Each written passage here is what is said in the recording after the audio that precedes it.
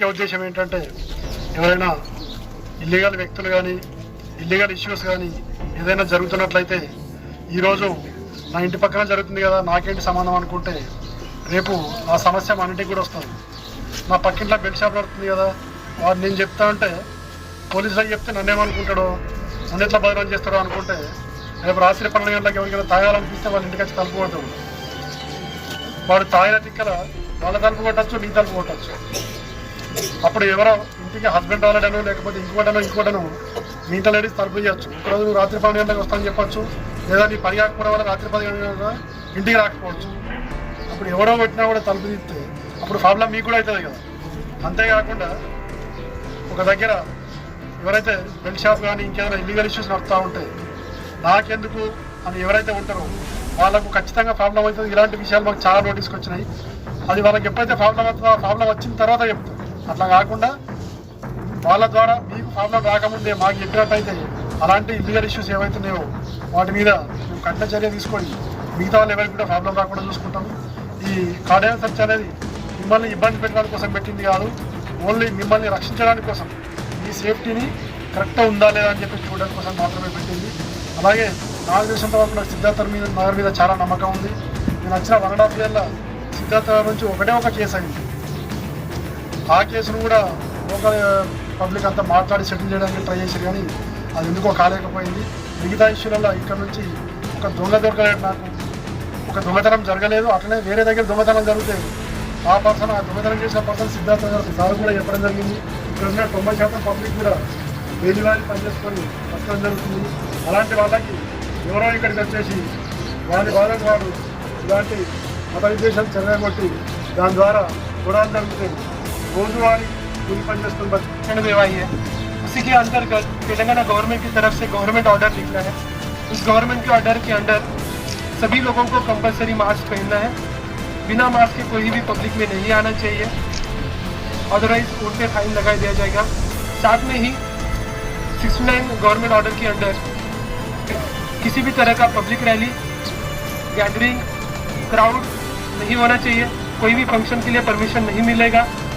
यदि कोई फंक्शन ऐसा किया जाता है या क्राउड होता है तो उसके अंदर पुलिस की तरफ से डिजास्टर मैनेजमेंट एक्ट के अंदर और 188 IPC के अंदर हम एक्शन लेंगे. तो सभी भैंसा के नागरिकों को ये आह्वान है कि सभी लोग सेकंड वेव कोरोना के प्रति जागरूक रहें. सभी लोग वैक्सीन जिनका आया है, वैक्सीन का नंबर आ रहे हैं, उन लोगों ने वैक्सीन लीजिए और साथ में सोशल डिस्टेंसिंग मेंटेन करके किसी भी तरह का क्राउड ना बनाते हुए प्रॉपरली मास्क पहनिए. धन्यवाद. हमने पुलिस का कम्युनिटी पुलिसिंग प्रोग्राम स्टार्ट किया है, जिसके अंदर पुलिस आपके घर पे आएगी, हर डोर पे आएगी और आपसे पूछताछ करेगी. आपकी कोई परेशानी होगी तो आप पुलिस को बता सकते हैं.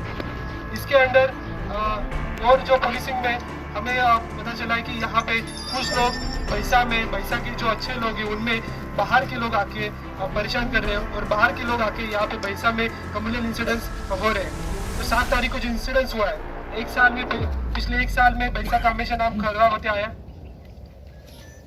कुछ लोगों की डिमांड है कि मैं मराठी में बात करूं, तो ठीक है मी मराठीमध्ये सुद्धा बोलतो. मी महाराष्ट्राचा आहे, औरंगाबादचा. गेल्या 1 वर्षामध्ये 3दा इन्सिडेंट झाले आपल्या इकडे कम्युनल व्हायलन्स, आणि त्याच्यामुळे भैंसाचंच नाही, निर्मलचंच नाही, पूर्ण तेलंगणाचं नाव खराब होत आहे. आणि बऱ्याच ठिकाणी भैंसाबद्दल बरं काही वाईट बोललं जात आहे. बऱ्याच वेळा गेल्या 10-15 दिवसांमध्ये 1-1 लाख होत नाहीये. भैंसामध्ये मुलगी द्यायला कोणी तयार नाहीये.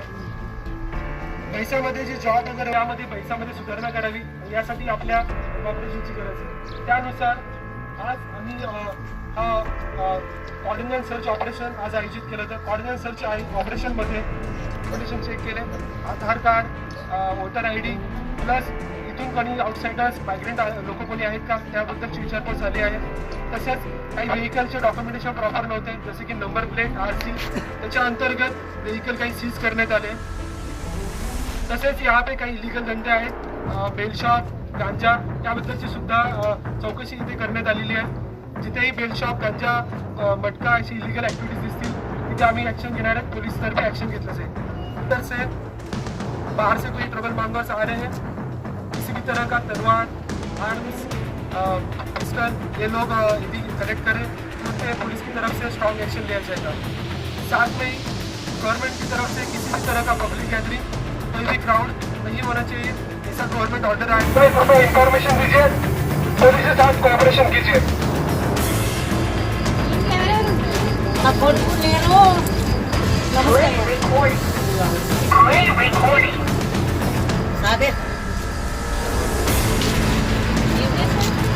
ये दिन कंपनी गलती से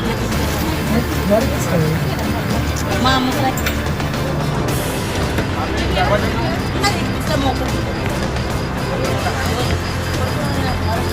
ఎప్పటికప్పుడు పొలిటికల్ అప్డేట్స్ కోసం సబ్స్క్రైబ్ చేయండి BB6 తెలుగు ఛానల్.